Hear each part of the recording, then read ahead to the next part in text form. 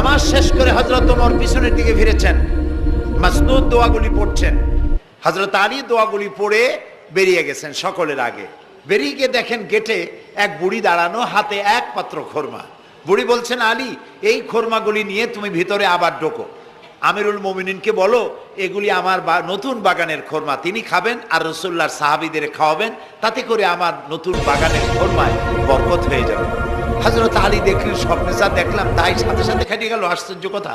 তিনি ভিতরে ঢুকলেন, হযরত ওমরকে পাত্রটা দিয়া ঘটনা শোনালেন।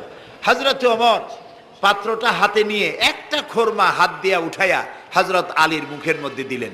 হযরত আলী খোরমা চিবোচ্ছেন আর এক পর্যায়ে গিয়ে বললেন, ইয়া ওমর জিদনি তামরাতান ওখরা, হে ওমর তুমি আমাকে আর একটা খোরমা দাও, এ তো খুব ভালো জাতের খোরমা, খুব লজিজ, খুব মিষ্টি, তুমি আমাকে আর একটা দাও, যদি আমারে একটার বেশি খোরমা দাও